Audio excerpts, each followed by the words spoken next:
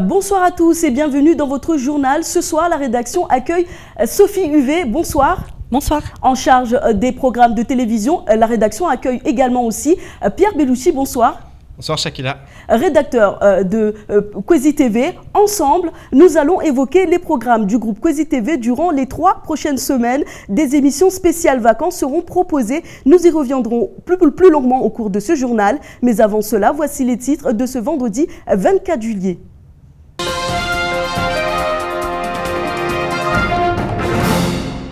« 2078, c'est la date jusqu'à laquelle les travailleurs mahorais vont devoir attendre pour bénéficier d'une retraite de droit commun.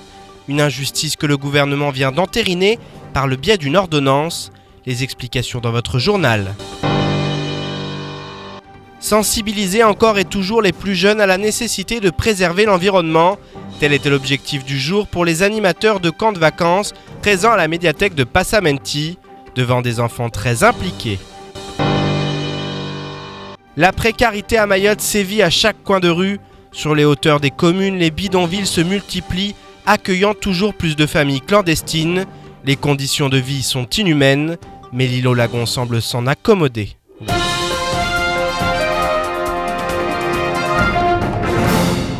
Le document Mayotte 2025 doit assurer le développement économique et social du territoire et offrir à sa population une transition progressive vers le droit commun. Or, en ce qui concerne les retraités, on reste loin du compte. Le premier retraité mahorais de droit commun devra commencer à travailler en 2036 pour se retirer en 2078. Et ce, si la durée de sa cotisation n'excède pas 42 ans. Plus d'explications dans ce reportage signé Pierre Bellucci et les Sylvie Menet.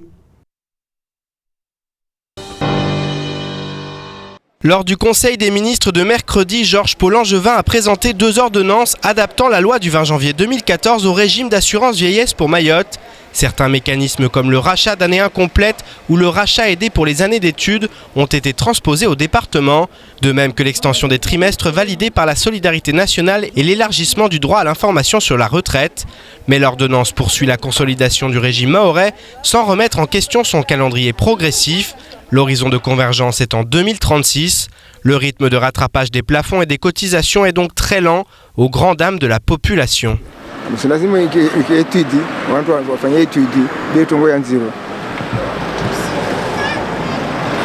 Yani wakati kamba jolindo wakati morde wo c'est pas bon. Yo ke sunjema. Lazima kamba ni retraite fogozrenge dora nguba ne kamwe te kama mtra apareta nafu. Ne kamtra ja fule o au meso. Ne kisamu kamtra ka para mpavi mtra adumbu mpavi. Vantu wengi ambao warenga retraite bevwa mwahazibunguzi wao babo ambaka wakotize. Donc on est quand 2025 yo à partir de 2025 yo de entre toujours ligne shumaro dezo. Babo yo sona sofia hasara maana watu wafanya hasara ngumida zote leo.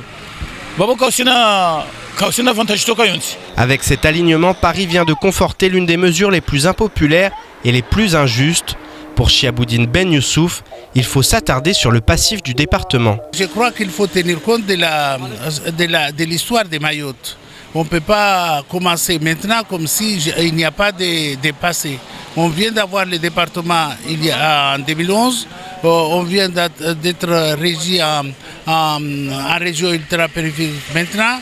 Avant 1987, il n'y avait pas de cotisation pour retraite, en tout cas pour ce qui concerne les personnes qui relevaient, les agents qui relevaient du secteur privé.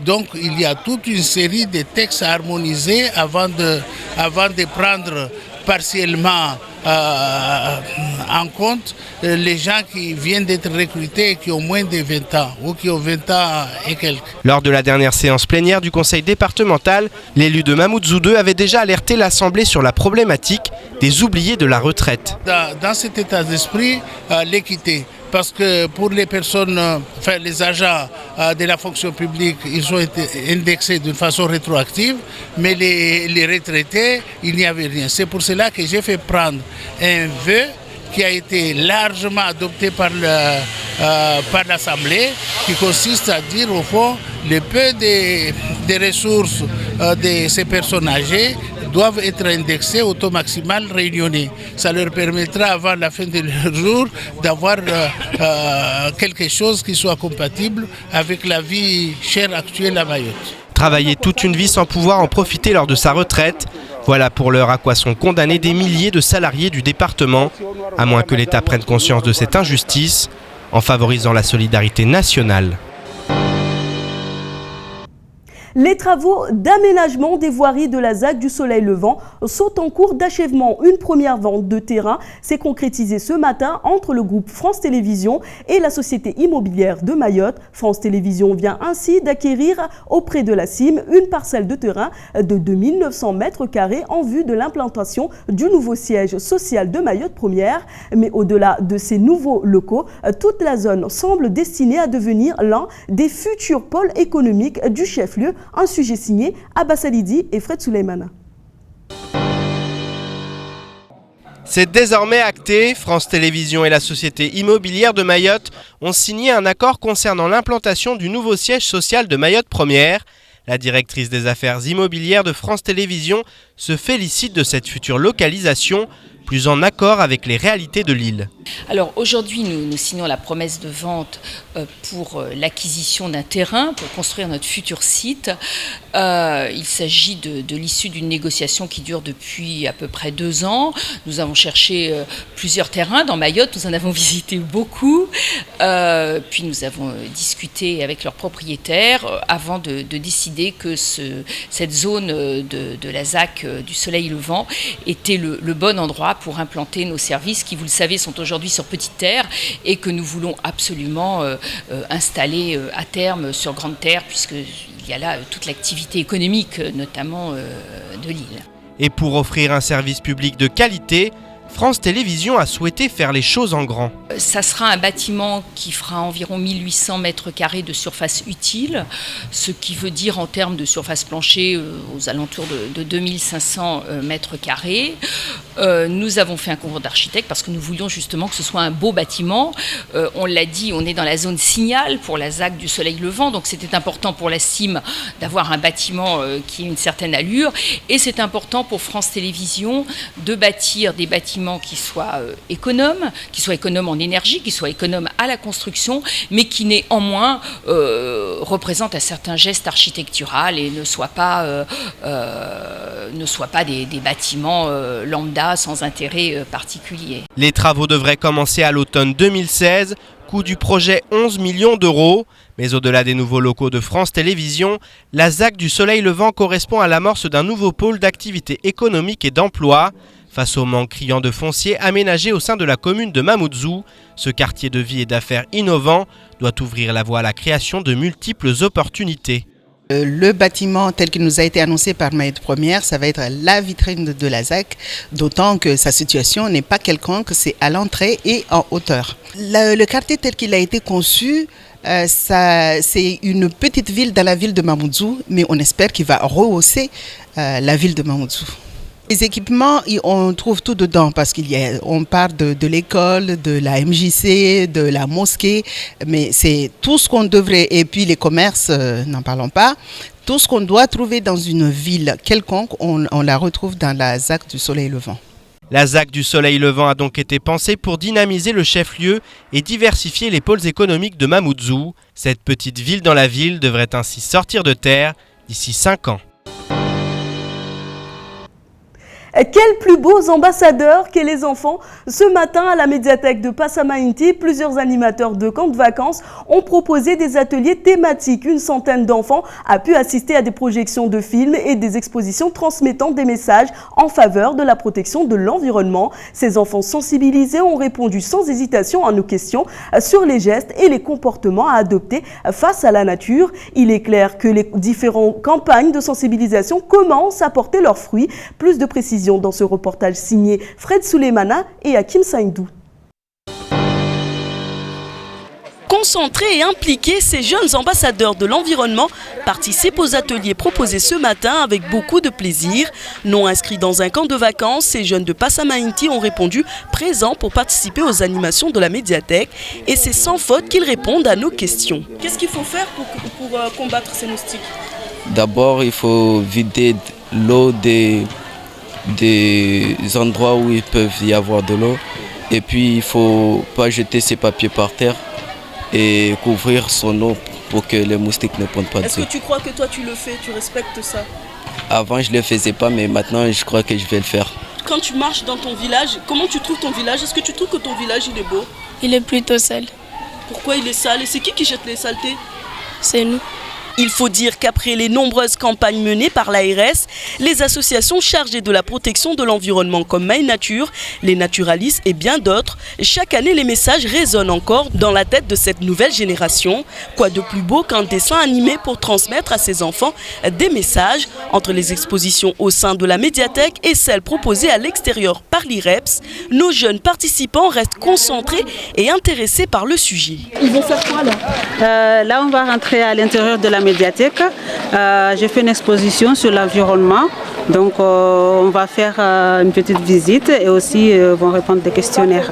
On a compris qu'il ne faut pas couper les arbres parce que si on coupe les arbres, on ne pourra plus vivre parce que l'eau va monter, on sera mort. Qu'est-ce que tu vas dire à ta maman? Je veux dire à ma maman de ne plus laisser les déchets par terre.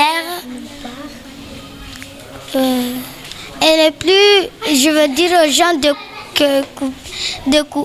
les gens qui coupent les arbres de ne plus couper les arbres.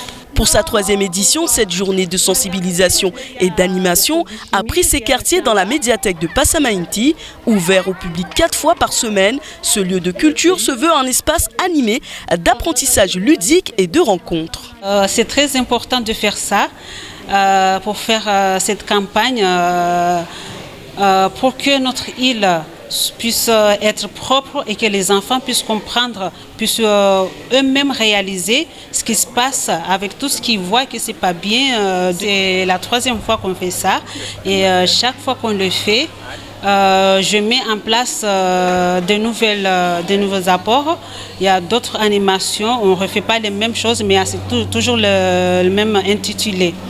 Donc par exemple aujourd'hui on a appelé IREPS, il y a les films environnementaux, on a toutes les associations sportives de Passamainti qui participent.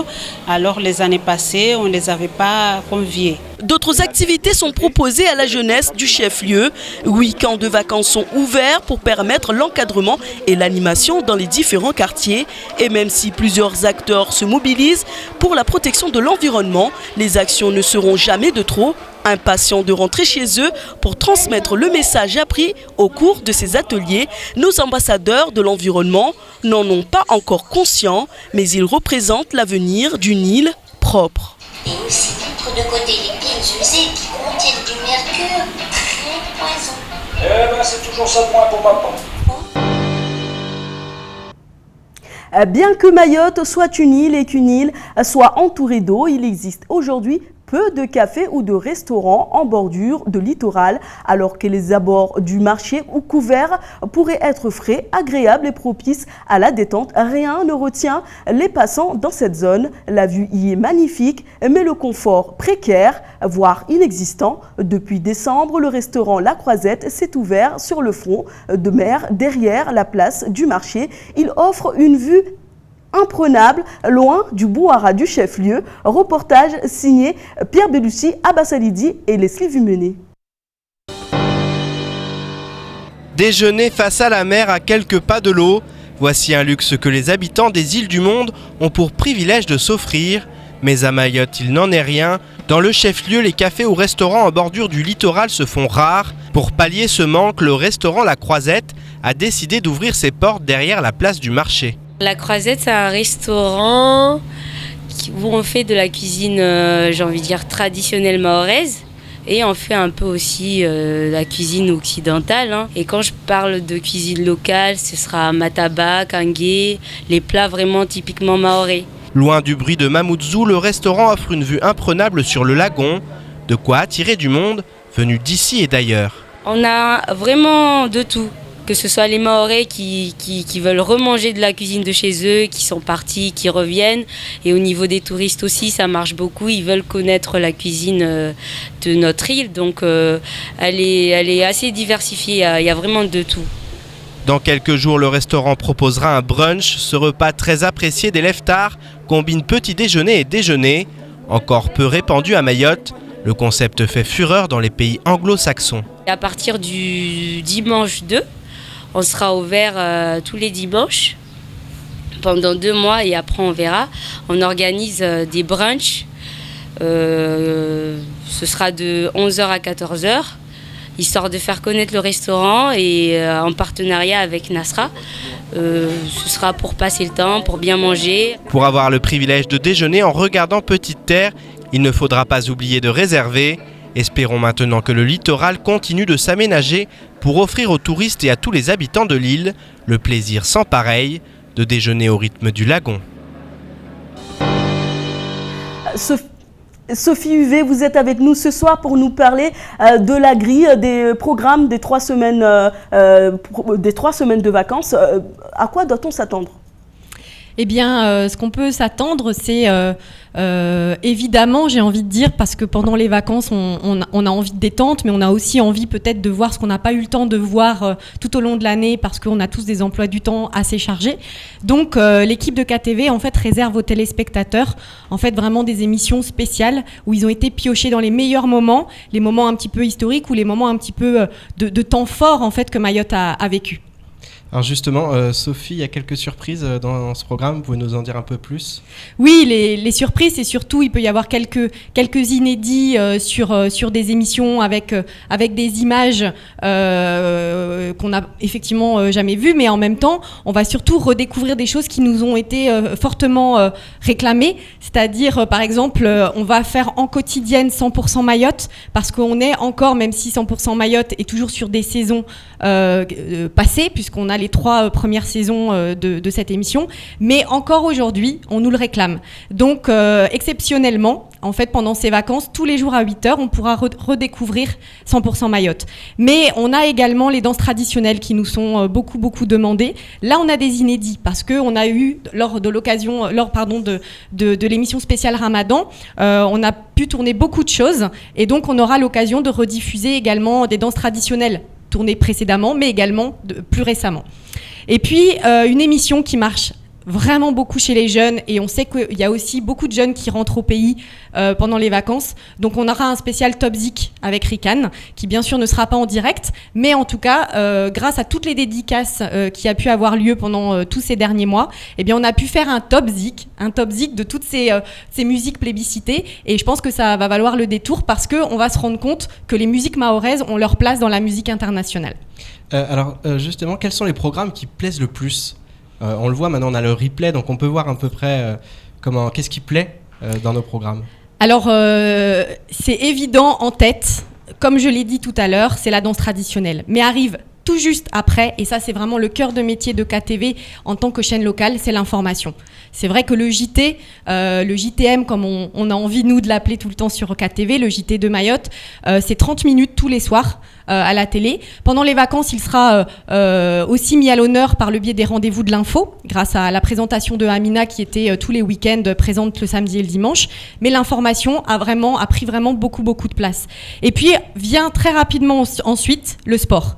C'est-à-dire qu'on a quand même une nouvelle émission qui a pris très rapidement sa place, K-Sport, qui aura également le privilège pendant les vacances de revoir en fait des rediffusions de matchs qui ont été tournés en direct et qui ont vraiment beaucoup plu, mais également toute l'actualité du sport, et on aura des inédits puisque JN, qui collabore en fait sur cette émission, va pouvoir travailler aussi sur la Coupe de Mayotte en foot, pardon. Qu'en est-il de l'avenir, la future grille de programme? Quelques indices un peu sur ce qui va se passer l'année prochaine? Oui, bien sûr, on peut, même si on y travaille encore, puisqu'on a encore quand même quelques semaines devant nous, mais on a déjà effectivement réfléchi sur des grandes orientations, et on pourrait voir quelque chose de nouveau qui nous tient à cœur, qui serait de travailler sur un jeu quotidien. Donc là, on serait vraiment en lien direct avec la population, et on sait que ça peut être très intéressant pour les téléspectateurs et les joueurs. Bien sûr, ça restera du divertissement, mais bien sûr, on va renforcer l'information puisque on aura notre JT, on aura également toujours les rendez-vous de l'info, mais on va développer un magazine de l'info avec de l'investigation et des sujets beaucoup plus creusés, et ça va être très intéressant, où on pourra certainement y voir peut-être la présentatrice du jour qui présentera ce magazine en binôme avec peut-être Amina. Voilà, c'est des petites infos qui devraient se confirmer à la rentrée. Kwesi est une jeune télé locale, elle a 4 ans, ça évolue.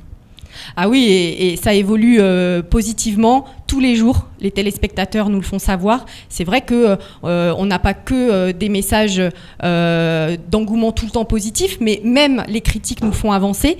Et on retient toutes ces critiques, on avance comme ça. Il faut rappeler qu'on est une chaîne locale, qu'on est une petite équipe, que la trentaine d'employés sur le groupe Kwesi ne travaillent pas tous à KTV, donc c'est une trentaine sur l'ensemble du groupe qui sont en transversalité, mais c'est vraiment 7-8 personnes qui travaillent sur KTV. Donc tous les jours faire le JT, mais pas seulement, puisque je vous rappelle qu'aujourd'hui, en tout cas depuis toute cette saison, cette année, on avait des programmes neufs et en direct depuis 16h jusqu'à 20h et également tous les matins avec la matinale. Ce qui est quand même pour nous toujours un exploit et Patrick Millon, on a toujours la chair de poule tous les soirs. Je pense que quand on termine le JT, il se dit encore un JT terminé et c'est effectivement un exploit. Donc effectivement on peut faire des petites erreurs, mais en tout cas on s'améliore d'année en année. Bien voilà, merci à vous d'avoir accepté notre invitation. Merci Sophie, merci Pierre Bellucci. Et on passe maintenant à l'actualité en bref de ce vendredi 24 juillet.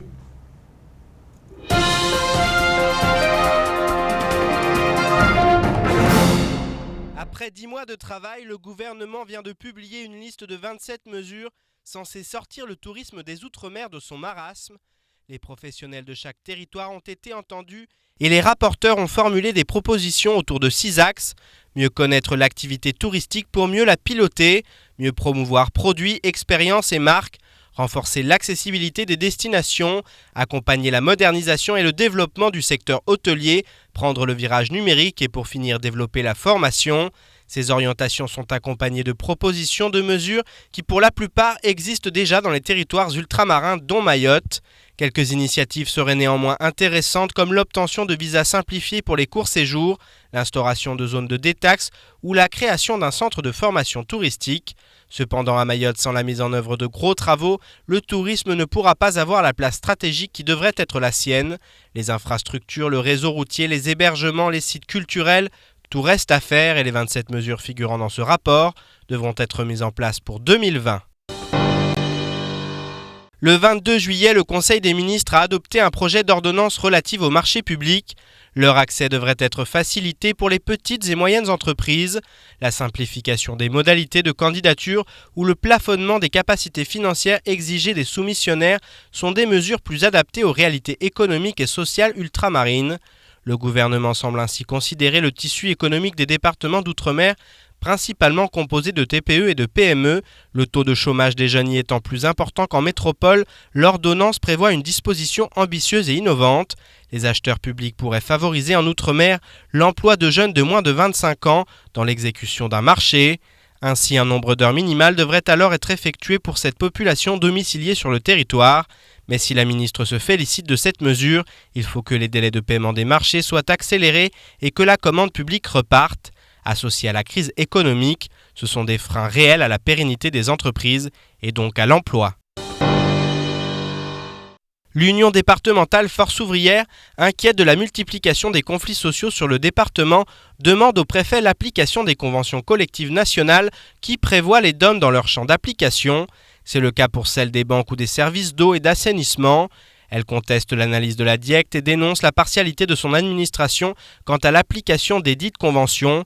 À ce titre, l'UDFO souhaite la tenue rapide de réunions objectives pour stopper la spirale infernale des conflits collectifs. En effet, depuis quelques semaines, les conflits se multiplient et le spectre d'une grève générale plane plus que jamais sur le 101e département. Afin d'éviter de revivre une nouvelle grève contre la vie chère dont le département se passerait bien, le syndicat Force ouvrière en appelle à l'État, représenté par le préfet de Mayotte, Seymour Morsi.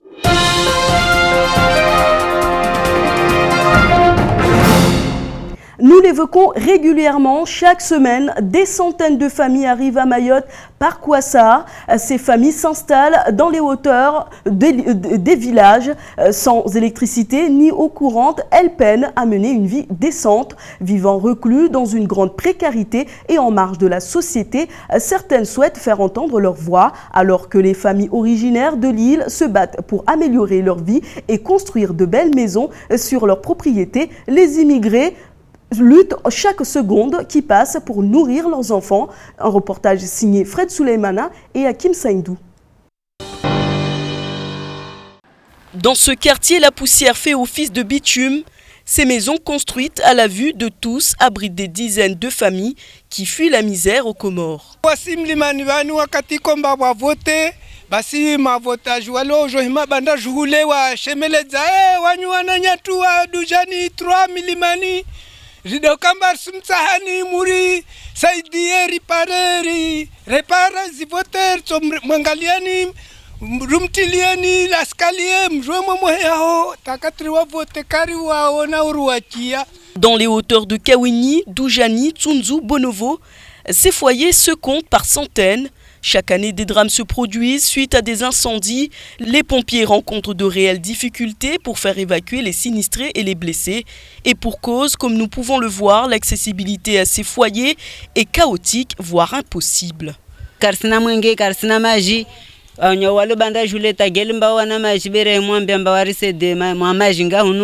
Nao kasir se dewala hunu tivanu mbarto shindar timenga shisimar pare maji rongoza morozo za isika au bwa mtulo kamba grave mba ne kamba kodzo lazimani kemba tujuru avingwa nantu mbati mtumoja zo higirida hunu apre wasuo namba lerata pompeto jao bejo paramba tujuru maza morovu taufu wesika nyumba moro hunu wantu kashineka onomba wantu aloka musir plasika washinda wa wanata watu abandhi ya zuntu ndani. Le quotidien de ces familles, pour la majorité clandestine, est connu de tous. Mais il semblerait que leur existence n'intéresse ni leurs responsables politiques, le Comores, ni les Mahorais. Vu sous un autre angle, pour une grande partie de la population, ces individus sont coupables de ce qu'ils vivent aujourd'hui, car malgré la vie de misère qu'ils mènent sur le 101e département, ils continuent à y venir. En attendant, chaque année, ils mettent au monde des enfants qu'il faudra nourrir, éduquer et protéger. Et les laisser à l'abandon dans des bidonvilles ne suffira pas à en cacher les conséquences. C'est la fin de cette édition. Merci à vous de l'avoir suivi.